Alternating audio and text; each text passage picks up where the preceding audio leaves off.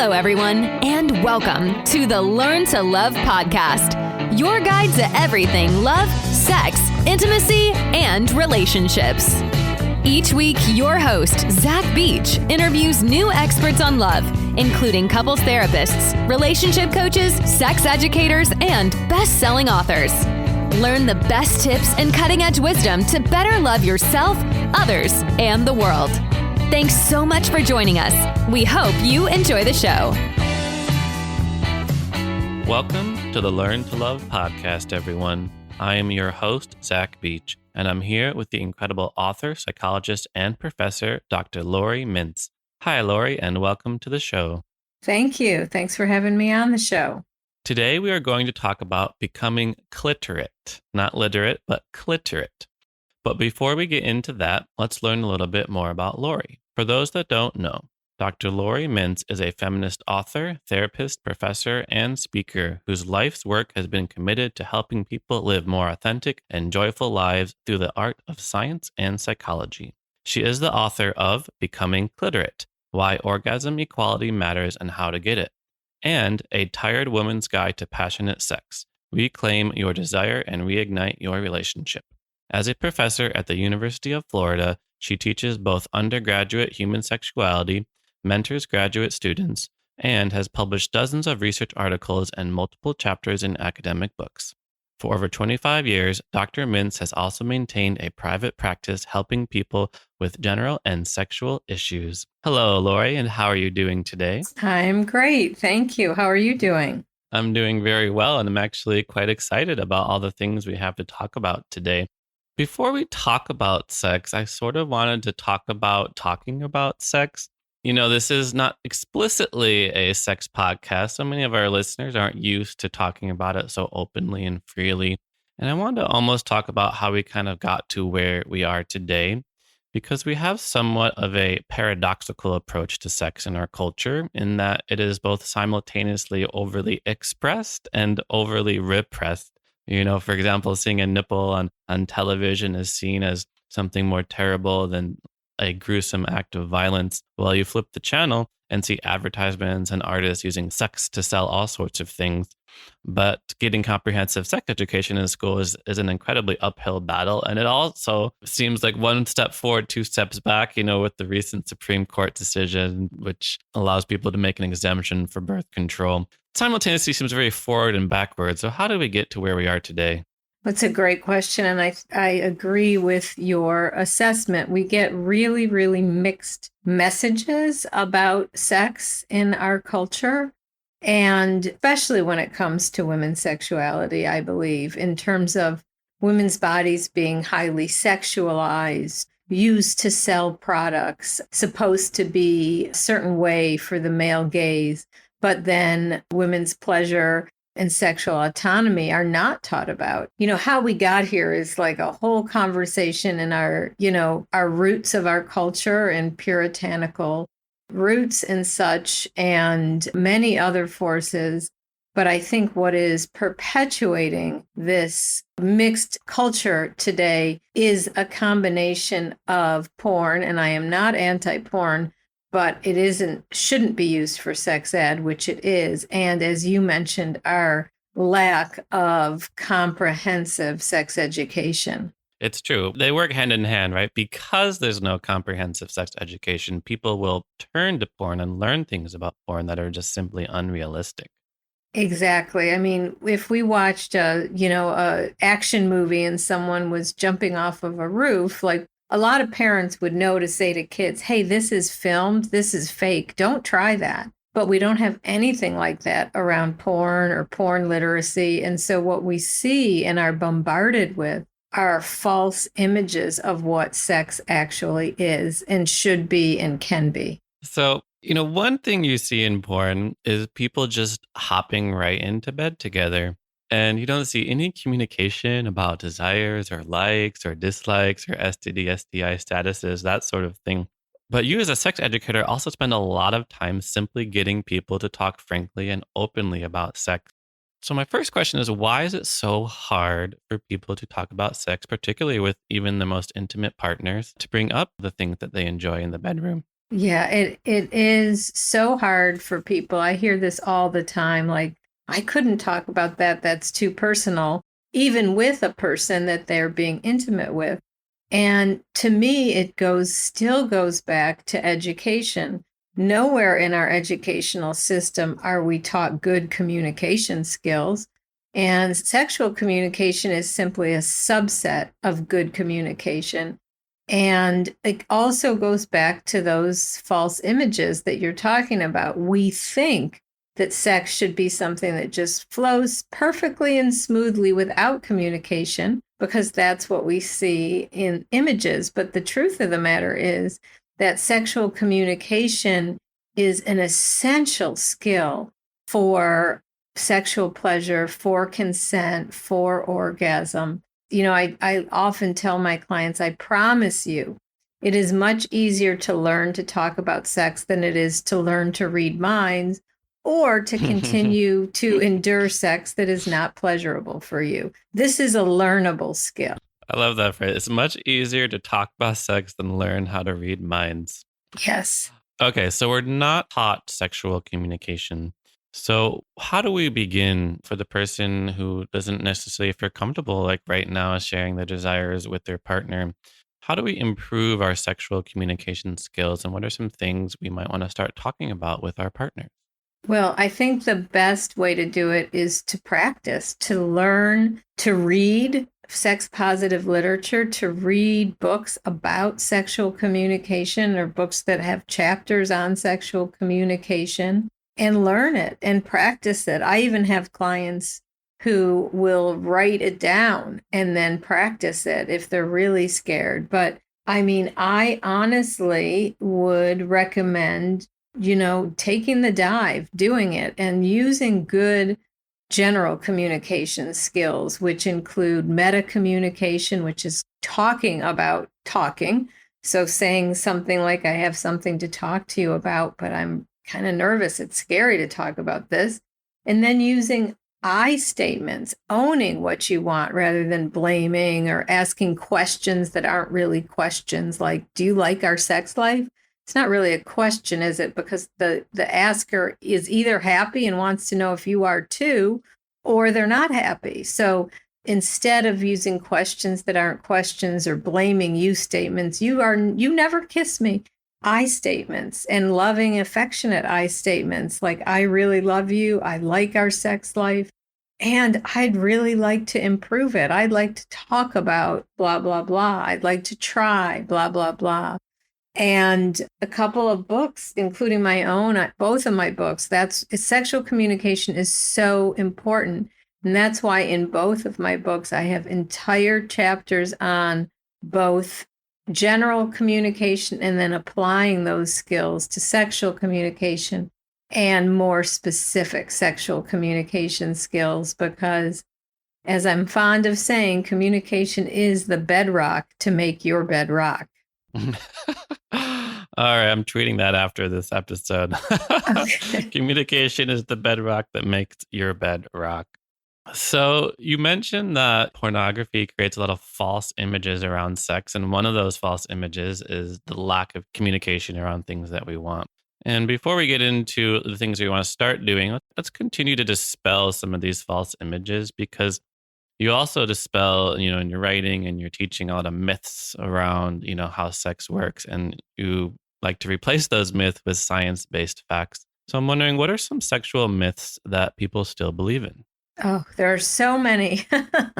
I'll just say a couple. You already talked about one, that we shouldn't have to talk. We should know what to do and do it just right. And we've already hopefully dispelled that for some listeners.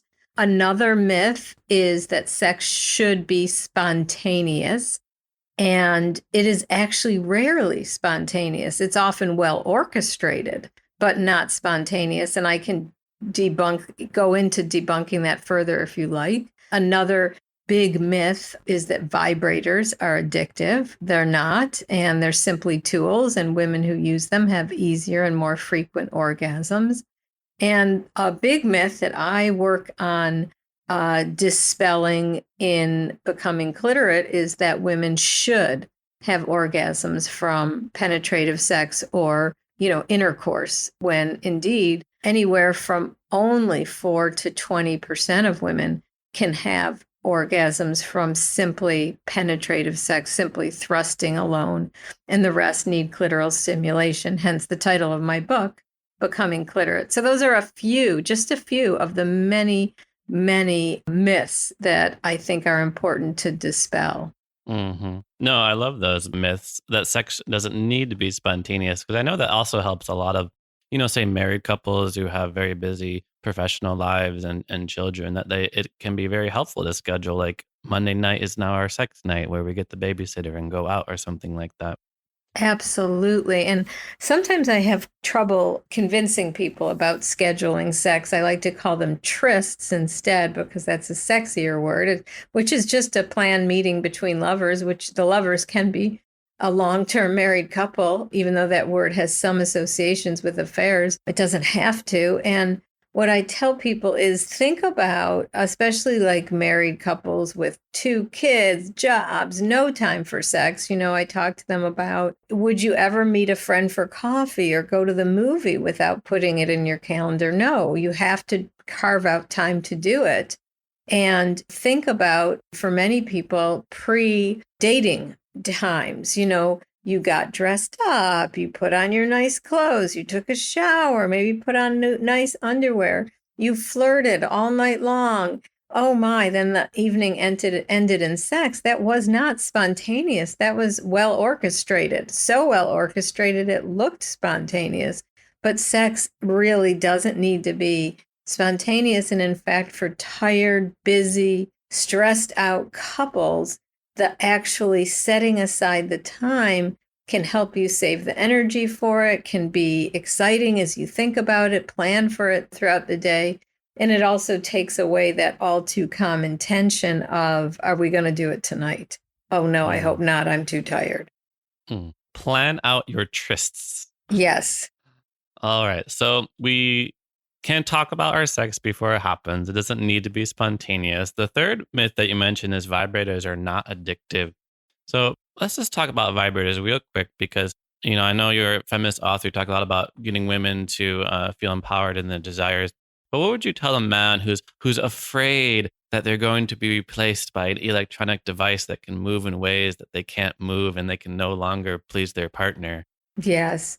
Well, so what I like to tell male clients is several things. First of all, let me share the research. Women who use vibrators have easier and more frequent orgasms, and a male partner's acceptance of his female partner's vibrator use is highly correlated with her sexual satisfaction. And using a vibrator can bring you more pleasure too, because it will enable you to take the pressure off of your penis, which causes a lot of problems when men's penises and them feel pressured. And basically, it will allow you to focus on your own pleasure. You can do a turn-taking model where you pleasure her, then you orgasm through intercourse or other means. She can use the vibrator on herself during intercourse. And this myth that it will replace you is highly related to the myth that you are responsible for giving your partner an orgasm through lasting long and thrusting hard,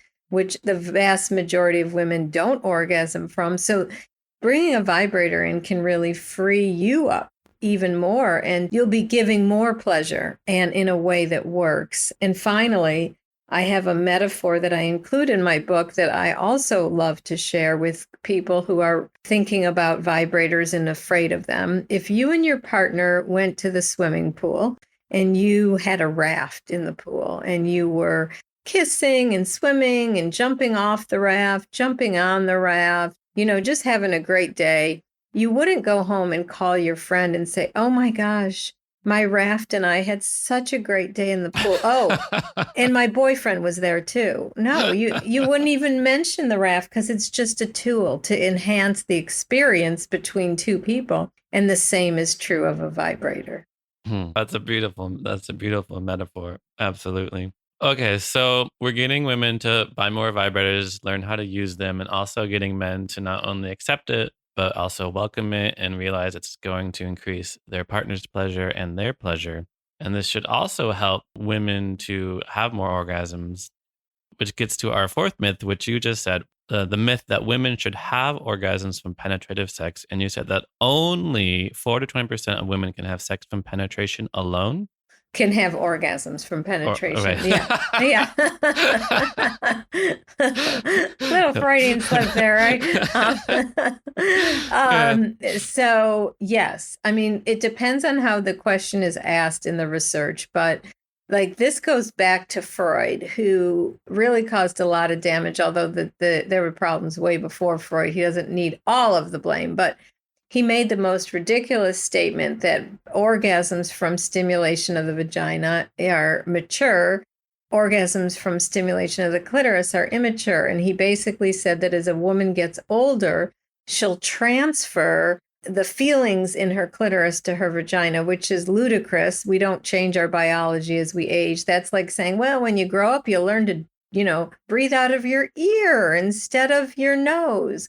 It just doesn't happen. And we've been living with this myth ever since. And myth is so prevalent in movies and porn. They show women having fast and fabulous orgasms from penetration alone. And that is simply not reality for the vast majority of women. So let's talk about the reality for a vast majority of women, because in your book and in your writings, you write a lot about the challenges that women experience in their sexual lives, including faking orgasms to get things over with, faking their pleasure to inflate their partner's ego, experiencing pain during sex but not being willing to talk about it, and also just not being able to attain orgasm or having trouble attaining orgasm. So my first question is, well, how bad is it for women in their sexual lives? Yeah, pretty bad, unfortunately. I'm sorry to say, although I do think it's getting better, and it's not bad for all women. And there is evidence that is, interestingly, as women age, things get better. And it's because they get more comfortable with what they need. They get more comfortable with sexual communication. But I tell the people in my class, you don't have to wait till you're older to embrace these attitudes and ideas. But things are pretty bad. Over 70% of women report faking orgasm. I can't recall the exact statistic right now, but I think it's somewhere in the 60% of women say they've had pain during penetrative sex, which they have not said anything about to their partner.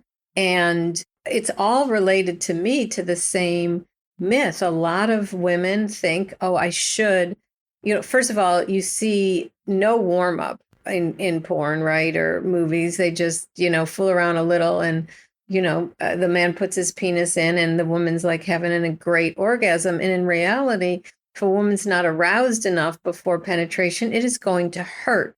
It's going to hurt a lot. Because of no lubrication, because of something called vaginal tenting, which moves the cervix out of the way. But the bottom line is we see these images. Many women think I should be like that, and they're not, and they feel abnormal. And so they fake or they hold their pain in silence. And, I think really, truly, sex education could solve these problems. Well, fortunately, you're doing good work in the world. Thank you. Thank you. All right. So you mentioned pain during penetrative sex, and you mentioned the myth that penetrative sex should be the way to orgasm. And as a result, there is what's known as the orgasm gap, or what is sometimes called the pleasure gap. So tell our listeners, what is this orgasm gap? So thanks for asking about that. And that is what I'm out to close with this education. It's the finding across multiple studies that when cisgender men, because we don't have enough research on non-gender conforming individuals, so that's people born with penises who identify as being a man, have a sexual encounter with cisgender women, people born with vaginas who identify as women, the men are having way more orgasms than the women are. Just to illustrate, in one study where they didn't ask the context of the sex, was it hookup sex, casual sex, relationship sex, 39% of women versus 91% of men said they always or usually always orgasm during a sexual encounter. And those numbers are way worse when we talk about casual sex. In studies I've conducted, 55% of men versus 4% of women say they orgasm during casual first-time hookup sex. And we think, oh, well, it's all better in relationships. No, it gets better, but it never closes altogether. The stats there are about 64 to 85%. So no matter where we look, the men are having way more orgasms than the women are. Okay. 4% of hookups. Yep. Wow. Yeah. Dismal. It is dismal. All right. So what can we do about this orgasm gap? Okay. Well, I will answer that. But if I may, can I share another statistic that could really help underscore this? That people say, well, it's just because women's orgasms are difficult or elusive, or, women have to trust their partner. It's not that's what it's about. And two statistics speak to that for me. First of all, women's orgasms are not difficult or elusive. When women masturbate, 95% reach orgasm easily and within minutes. And interestingly, there was one study that really shed light on this. It was a study of bisexual women who were having one-night stands or hookups with women or men. And they said that in their first-time hookups with men, now these are the same women, they orgasm 7% of the time, with women like 80% of the time. So this is not about women's orgasms being difficult or elusive, and this gets to what we can do about it. It is because in heterosexual sexual encounters, we focus all around intercourse. Even our language, that we use the word sex and intercourse as if they were one and the same. We call everything that comes before foreplay, even though those are the activities if prolonged, more likely to bring women to orgasm. So what can we do about it besides good sex ed, which would solve the problems? But in our own bedrooms, it comes down to women getting the same type of stimulation with a partner as they get alone. Not rocket science, but often not done, and not, proceeding along this, foreplay just to get her ready, intercourse, male orgasm, maybe female faked orgasm, sex over. And to truly empower couples to consider women's way of orgasm just as important as men's way of orgasm.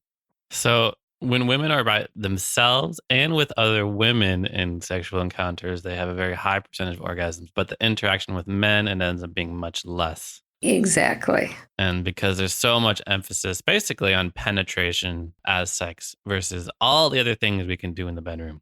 Exactly. Absolutely. 100%. What are some ways we might want to change, the language? Like when people think of sex, did you have sex last night? They think, did the P go in the V, right? So you talk, a bit about in your writings about the everyday sexism in our language, and also just how the language that we use focuses on penetration as the ultimate sex act. What can we start to change about how we talk about sex and how we use words around sexuality to bring more equality into the bedroom? Yes. So, and I'm a big advocate of language use. Language reflects and perpetuates the problems. And to not use the word sex and intercourse as if they were one and the same, that to use the word sex for the whole of a sexual encounter, and to use other words to describe the acts, whether it's, the F word or intercourse or whatever you want to use, and stop using the word foreplay for clitoral stimulation. Just call it that, oral sex, manual stimulation. Just use the words, even though it may sound clinical, it's more accurate. And I also strongly, strongly encourage us to stop calling all of women's genitals a vagina, because the vagina is the canal where penises go in and babies go out. And the hole is called the vulva, and that is the area which contains the external portion of the clitoris and the inner lips, which are analogous to the head of the penis. Because by doing that, we're linguistically erasing the part of ourselves that give us the most pleasure. And we're also calling our entire genitals by the part that bring men the pleasure rather than ourselves the most pleasure. Linguistically erasing. Oh, that's a good phrase. So we want to move away from penetration and start to become cliterate, start to understand the anatomy for female bodies, understanding their own anatomy, and for male bodies, also understanding that there are erogenous zones beyond just going inside. And then what's the next step after that? Once we know the anatomy, so to speak, and we understand the language, how our own language distorts all the ways that we can have fun in the bedroom, what's the next step to bringing more pleasure? Well, there's several steps. One is communication, which we've covered. The other is mindfulness, which is really hard for people in bed, but it's so essential. And it's such an important skill in life in general. Mindfulness is simply having your mind and body in the same place. So basically, so many times our body is doing something and our mind is somewhere else. So, someone might be, having their partner touch them and thinking, do I smell okay? Am I taking too long? What's going, all of that. And that happens in daily life too. We've all had the experience, I think, of chatting with a friend and then realizing, oh my gosh, we just missed the last 5 sentences because our mind wandered away. And so meditation, yoga, there's lots of practices that help you keep your mind and body in the same place. And importantly, noticing when your mind wanders and bringing it back to your body and practicing that outside of the bedroom and then applying it to your sexual encounters has been shown to increase pleasure, orgasm, sexual function. So that's something people can do on an individual basis. To stop thinking about sex while we're talking about the mind, so that's mind and body in the same place, but the way we think about sex, stop thinking about it as a linear thing. We do this, this, this, and this, and then the goal is orgasm. Most sex therapists will tell you that a pleasure focus, immersing in the pleasure, is way more important than the goal. And then finally, kind of putting it all together, just changing the way we do sex. Take a lesson from the lesbian playbook, basically, which is a turn-taking model. I'll take care of you, then you take care of me. And in doing so, we can each fully immerse in our pleasure and not have all that performance anxiety. Or as Ian Kerner says in his wonderful book, She Comes First, it's a turn-taking model, although she doesn't, and his is an oral sex how-to manual, and he really advocates a man bringing his partner to orgasm from oral sex and then having intercourse or whatever gets him off. But it doesn't have to be oral sex. Any kind of turn-taking model is extremely helpful. There's so much overlap, what I'm hearing from you and what makes for a good sex life. It also just makes for a good relationship. You mentioned, okay, our next step is communication. And earlier you even mentioned that sexual communication is just a subcategory of the overall communication skills that we want in our relationship. And then you mentioned, so the next step is communication. The step after that is mindfulness. So simply being present, with our partner, which is also extraordinarily beneficial to our relationship. So how important is a good sex life to the success and happiness in a relationship overall? Well, yes. And I underscore what you say. Like people think of sex as this separate thing. And it's so many of the things, you're exactly right, that make a good sex life, make a happy life, and a more present, centered, connected life. And there are couples who are happy and love each other and are good partners without a good sex life. But the research is pretty darn clear that a good sex life enhances overall happiness, overall self-esteem, overall marital satisfaction, overall physical and emotional health. So I think it's very, very important. And very few couples, however, will go through a long-term marriage without a sexual problem. And what I like to really emphasize is what happens often, because we're so afraid of talking about it, those problems get way worse than they would be if we would have addressed them early on by talking about them, by seeing a therapist, if you can't solve it on your own, that sexual problems are to be expected, just like disagreements about money or children or anything else, and using those good conflict resolution skills and making compromises and discussions sex problems are very solvable. So I love what you just said. The research is clear that a good sex life enhances one, overall happiness, two, one's self-esteem, three, overall satisfaction in the relationship, and even our own health. Yeah, physical health. There's some wonderful physical health benefits of a good sex life. Okay, so you just said that sexual problems in any relationship, even long-term marriages, are to be expected, just like other problems we might encounter in a relationship. So, what are some sexual problems that you find relationships tend to encounter? Well, one of the most common ones is mismatched sexual desire, one person wanting sex more than the other. Different types of things that interest you versus don't interest your partner. Then there's our two pretty big couple issues I see, mismatched desire and mismatched interest.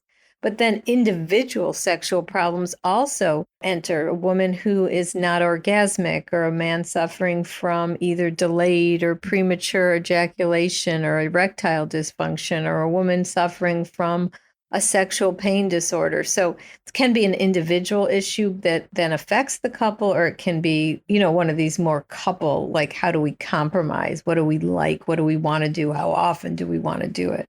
Type issues. Mm-hmm. So let's tackle some of these real quick. So you said one of the most common issues you hear is mismatched sexual desire. So indeed, if you have a relationship, let's say, a couple walks into your office and one partner, doesn't need to be gender, but just one partner just wants way more sex than the other one. And they always feel like they're pressuring their partner into sex and kind of feeling guilty afterwards. How do you deal with such an issue? Well, we're back to communication and compromise.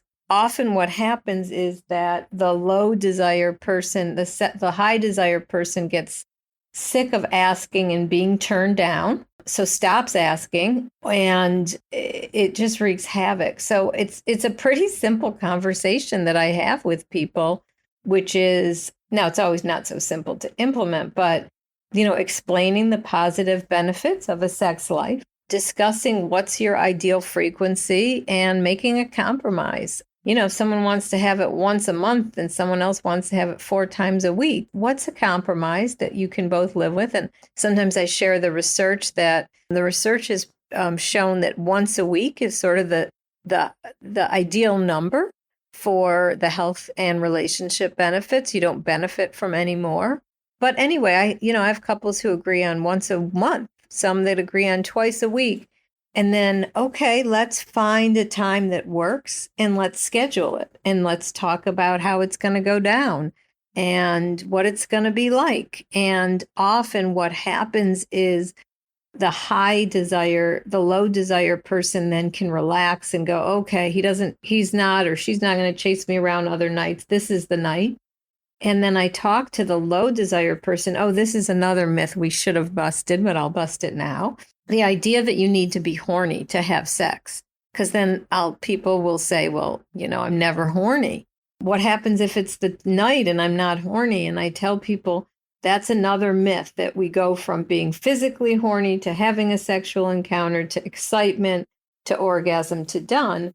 That for many people with low sexual desire, they just don't feel physically horny. But that's okay, because you can reverse the equation. You can have sex to get horny rather than waiting to be horny to have sex. And that you can use your receptive desire, which is the idea in your head, like, gee, I don't feel like it physically, but I know I'll feel better afterwards. And once it gets going, it will be good. And so kind of busting all those myths of spontaneous sex and needing to be horny and compromising and planning. And I will tell you that has worked with many, many couples with incredibly high degree of success. So helpful. Just putting it in the calendar. Exactly. All right. So another common issue you mentioned was mismatched sexual desire, or having like sort of different interests. One partner might be into certain activities that the other one isn't quite up for. Now, I have heard of the advice from Dan Savage that partners should be good, giving, and game, right? So we talked about being good and understanding anatomy. We talked about being giving and willing to take turns for each other's pleasure, taking a page from the lesbian playbook, as you said, which I really enjoyed. And then we have game, which sort of means being up for things. Would you recommend being game for things you might not quite be into? And how might you deal with sort of different sexual interests in a partnership? Well, there's a really well-known sex therapist named David Schnark who basically says sex between couples is like two overlapping circles. You have things you really like. This is like your circle's everything that you like. Their circle's everything they like. And where they overlap is what you do together. And what I talk to people about is that no one should ever, ever say yes to anything that they will find aversive, painful, repugnant. But if it's just like, I don't know if I'm going to like that, I'm a little anxious to try it, then I encourage people stretch your boundaries. And another myth is that once you're in the middle of it, you can't stop. No, I tell people you can stop anytime. So I do encourage people to stretch their boundaries and to try things, but to talk about them before, during, and after, but to never do anything that they would find aversive. And I have worked with couples who have such mismatched interests that they are not sexually compatible, and that happens. We don't all like the same things. I had one classic example was a couple where one was really into kinky sex, BDSM, and the other really found that absolutely like something that was horrifying to them. They would never want to do that.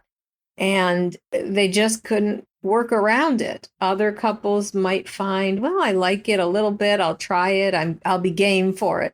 So it's really all about communication, stretching your boundaries. But again, to repeat, never to do anything that's painful to you that you don't like, that's aversive.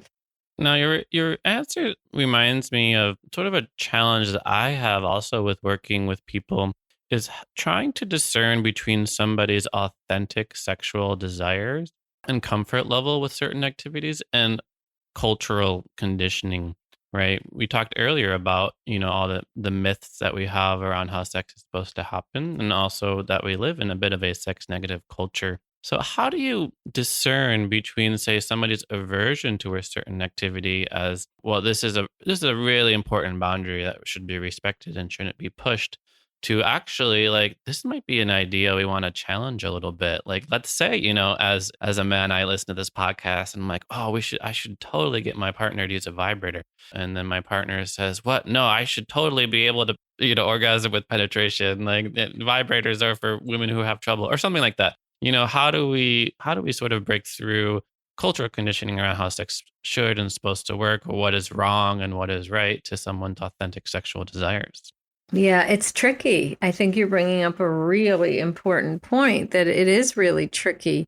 And I really try, as I'm, sure you do, to really respect my clients' cultural background and beliefs.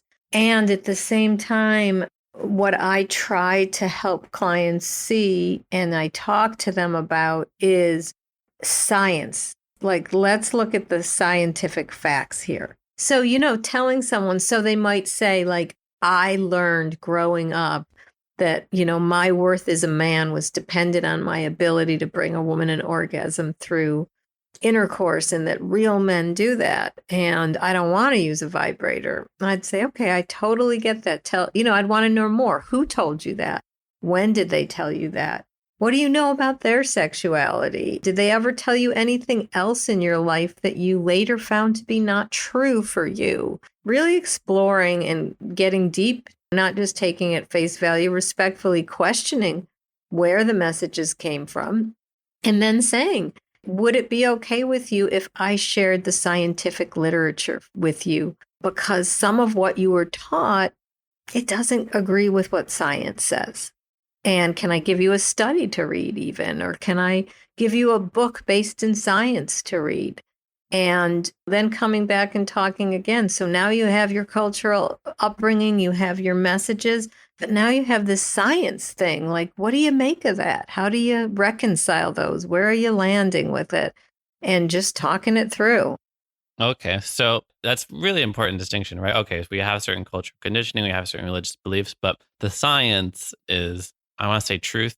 Some point of the truth that we can rely on. So let's just take this one step further, because if we're using science to dispel certain cultural and sex negative beliefs, what does science say about BDSM? What does science say about some of the alternative sexual desires that, like cross-dressing or something that somebody may have? Great question. And there's been some really interesting studies that have come out recently about BDSM. And basically, what they find is that the couples who practice it have better sexual communication because they have to talk about it before, during, and after to set their boundaries. That they have more orgasms, more arousal, that it is not correlated with problematic personality constellations, that in fact there's some strengths, personality strengths, openness to new experiences, that kind of thing. So scientifically, we have absolutely no basis to condemn BDSM.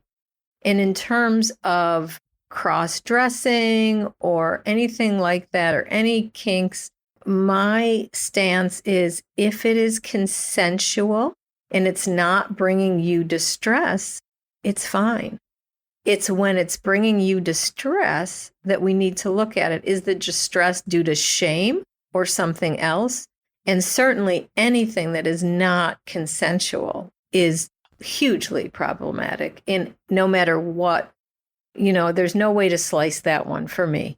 So if it's something between two consenting adults, a lot of times people just need to let go of the shame. Is it fun? Is it enjoyable? Are you both into it? Then sure, go for it.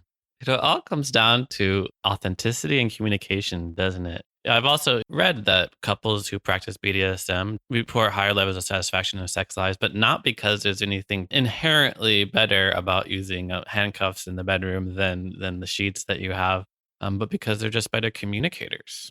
Right. They have to communicate better. Do you want to do this? What's your safe word? How will I know when you want to stop? Talking about it afterwards. It's a model for how we all should be. Let's talk before what we're going to do. Let's stop if we're not enjoying it. And let's process it afterwards. How was that for you? How could it have been better? Let's try something new today. Amazing. Well, thank you so much, Dr. Laurie, for coming onto this show. I know I learned so much, and I'm sure your students are very grateful to have you as their professor. And I wanted to ask you, or close out by asking you kind of a twist on the question I like to ask all my guests, focusing on sexuality today. So my question is, what do you wish everyone knew about sex? Well, I love that question. And the answer is so obvious, but so silly, I think, what's popping in my head.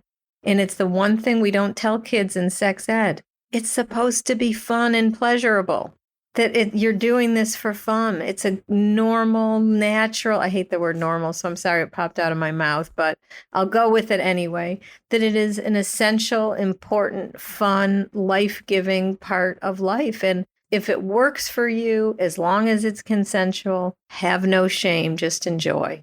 It's supposed to be fun, pleasurable, essential, important, fun. Oh, I said fun twice. I did too, though. But I posed a question the other day to my Instagram followers. I said, did anybody ever tell you sex was supposed to be pleasurable? And the response was resounding, like, oh my God, that's so funny. Like, no one ever told me that in all my learning. They said it was dangerous. Don't get an STI. All the negative messages. If somebody just would tell you it's supposed to be fun, there you go. Thank you so much. So important. Have fun. Feel good. Be happy. It sounds like a song. Yeah. Thank you for having me on the show. I really appreciated talking to you and your very insightful questions. And for our listeners who want to learn more about you and work with you, and how do they get in touch with you? And do you have any offerings you want people to know about? You can look me up at my website, which is sort of the link to everything, which is www.drlauriemintz.com. So DRLAURIEMINTZ.com. And you can find links there to everything, including both my books, which are available anywhere books are sold, Audibles, Kindles, hardcover, paperback. And I'm on social media. I'm on Instagram, Facebook, Twitter, Pinterest. All those are linked. And actually, for anyone who wants to tune in, I do a lot of Instagram lives, generally on Thursdays. And I am often having guests on, sharing educational things. And that's the place to find me, and including current offerings. Amazing. So prolific you are. Thank you. You're so prolific and you're so busy. So I really appreciate you taking the time out of your busy day to come onto the show and sharing your wisdom with us all. And thank you, listeners, for listening to the show. We hope you learned a lot. We hope you take all the myths and incorrect sexual images that's put on us by society and our culture and what we see in the media and porn to just find a happy, fun, and pleasurable and exciting sex life for you and whoever you wish to be with in your life. Thanks again, Laurie. Thank you. Thanks again for listening to the Learn to Love podcast. To learn more about the show and your host, head over to zachbeach.com or theheartcenter.com. You can also follow Zach on Facebook, Twitter, and Instagram.